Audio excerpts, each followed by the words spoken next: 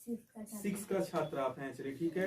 तो आज का जो क्यूज शो है आपको आपसे 12 प्रश्न पूछे जाएंगे। अगले बार 10 प्रश्न पूछे थे। 4 ऑप्शन आपके पास रहेगा, 4 ऑप्शन। उस ऑप्शन को आपको चुनना है, आपको कंप्यूटर में दिख जाएगा कि कौन सा प्रश्न आपसे पूछ रहे हैं।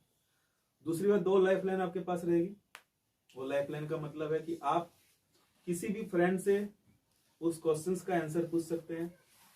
दूसरा लाइफ लाइन क्या रहेगा कि 4 में से आप 2 कर सकते हैं। इन 4 को हम काट कर आपका कितना कर देंगे, 2 को कर देंगे। और एक प्रश्न के लिए आपको 30 सेकंड का टाइम दिया जाएगा और 30 सेकंड होते ही आपको एक आवाज सुनाई देगी जो हमारे शशांक जी और ऋतिक महाशय के द्वारा आपको आवाज सुनाई पड़ेगा। ठीक है। तो आप क्या टेस्ट के लिए पूरी तरह से रेडी हैं? तो आपको जैसे ही प्रश्न हम यहाँ पर ओके करेंगे, आपको आपका कंप्यूटर स्क्रीन में सारा चीज प्रश्न दिख जाएगा। एनी प्रॉब्लम्स, कोई दिक्कत? तो आप क्या रेडी हैं अगले प्रश्न के लिए? यानी पहला प्रश्न आपका होगा। कितने प्रश्न आपसे पूछे जाएंगे? 12 प्रश्न पूछे जाएंगे। ठीक है, चलिए तो शुरुआत। तो पहला क्वेश्चन, आप अपना कंप्यूटर स्क्रीन की तरफ ध्यान दें। पहला क्वेश्चन ये है कि माउंट एवरेस्ट की ऊंचाई कितनी है? ऑप्शन आप ध्यान में रखें। Option A 8,845, option B 8,846, option C 8,847 और ऑप्शन डी 8,848। तो आप चारों ऑप्शन को ध्यान में रखकर उसका एक सही जवाब चुने। आपका टाइम शुरू हो गया है, 30 सेकेंड। ऑप्शन डी 8,848 पक्का? हाँ। तो ऑप्शन डी को पूरी तरह से सही मान लिया जाए क्या? हाँ। ठीक है, देखते हैं आपका आंसर सही है गलत है। तो 8,848 मीटर आपका डी का ऑप्शन है, बिल्कुल ही सही जवाब आपका। तो पहला प्रश्न का आप जवाब दे दिए हैं एकदम बिल्कुल सही। अब चलते हैं हम कितने प्रश्न की तरफ जी? दूसरे प्रश्न की तरफ। अगला प्रश्न की तरफ आप अगला प्रश्न सुने आपका। आप देख सकते हैं वहां पर आपको सारा प्रश्न दिख जाएगा। आपको बताना है कि इनमें से कौन सा मान पीएच स्केल के परास को प्रदर्शित करता है। ऑप्शन ए 0 से 7, ऑप्शन बी 0 से 8, ऑप्शन सी 0 से 9 और ऑप्शन डी 0 से 14। पीएच का परास क्या होता है? सकते हैं यहाँ पर इधर है। तो अभिषेक जी आप सामने आए। 0 से 14।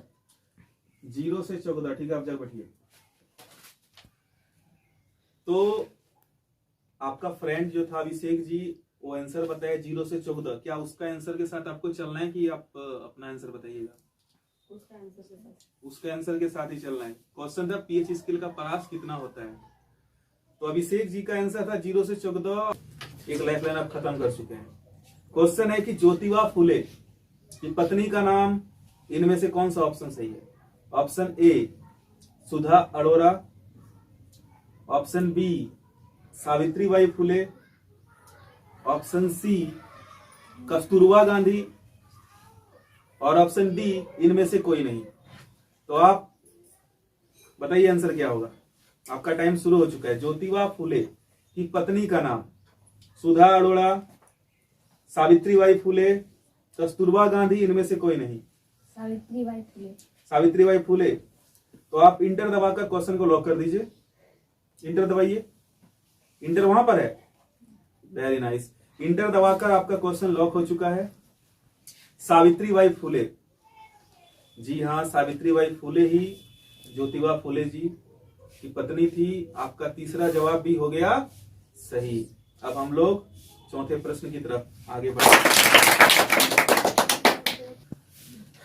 तो चौथा प्रश्न आपसे होगा ना जी।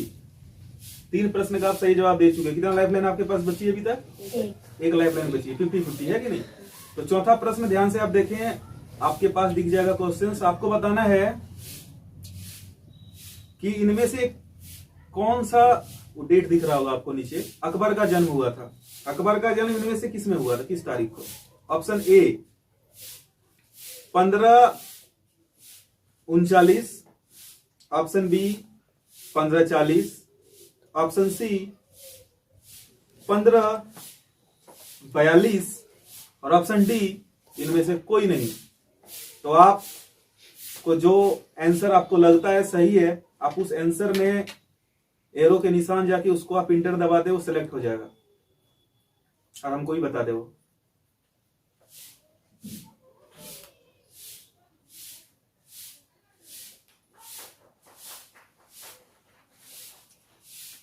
पंद्रह सौ 1542 जो बोले कीजिए उसमें।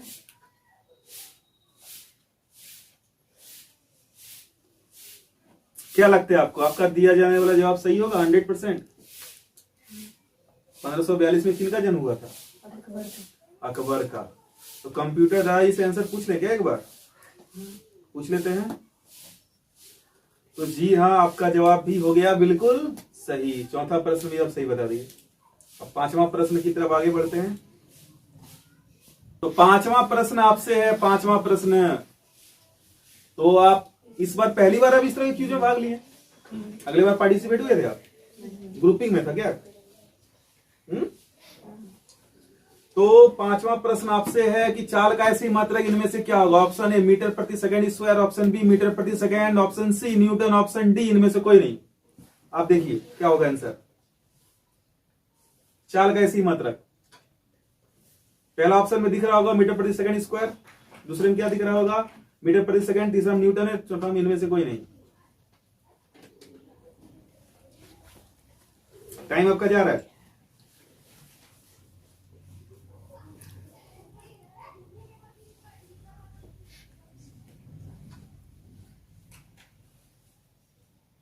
टाइम आपका खत्म हो रहा है। एक लाइफलाइन बची हुई है आपके पास। लाइफलाइन यूज करना चाहिए। कौन सा लाइफलाइन लेना चाहेंगे आप? 50-50। तो दो आपको दिखेगा उसमें, दो हट जाएंगे। एक मीटर प्रति सेकंड स्क्वायर और एक मीटर प्रति सेकंड, दोनों में से एक सही जवाब है। जल्दी आप बताएं, टाइम आपका खत्म हो जाएगा। 15 सेकंड बचा हुआ आपके पास। मीटर प्रति सेकंड। मीटर प्रति सेकंड स्क्वायर? नहीं, स्क्वायर मीटर प्रति सेकंड। जोर से बोले। मीटर प्रति सेकंड। मीटर प्रति सेकंड। आपका जवाब तो हो गया जी सही, और आप 5 प्रश्न भी पूरी तरह से सही जवाब दे चुके हैं।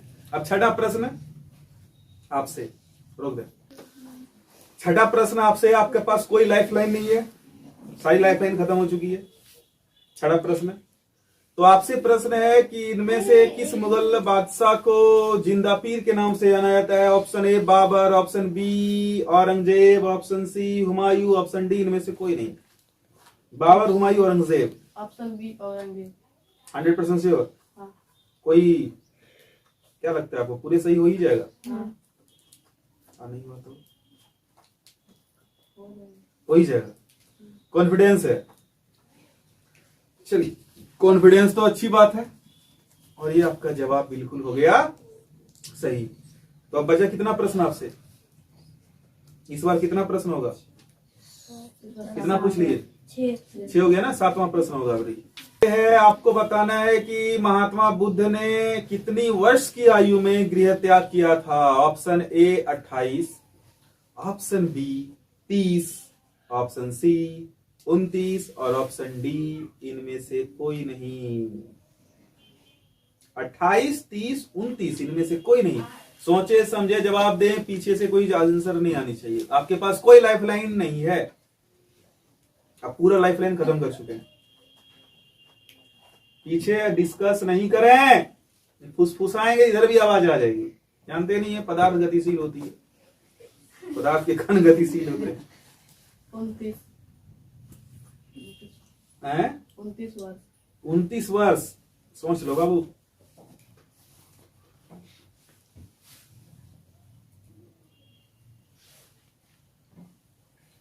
पक्का?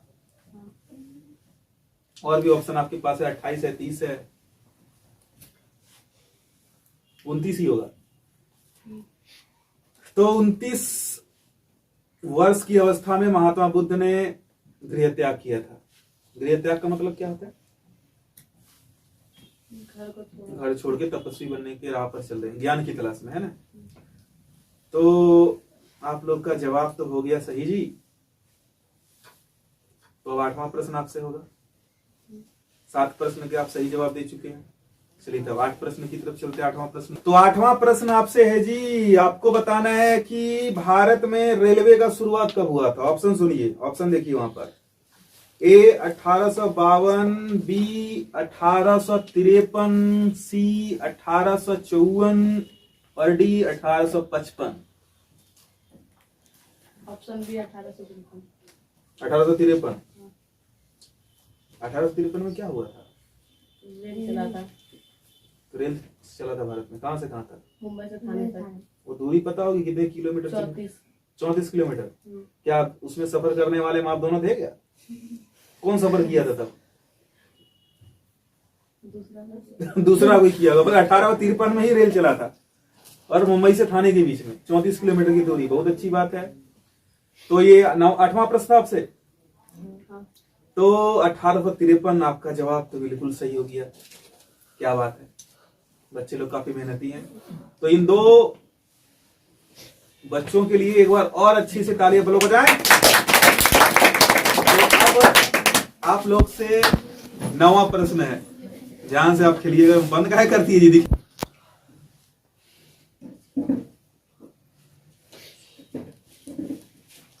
तो तुमको बताना है जी, बहुत ही अच्छा सा प्रश्न है। 9वां प्रश्न आपसे है।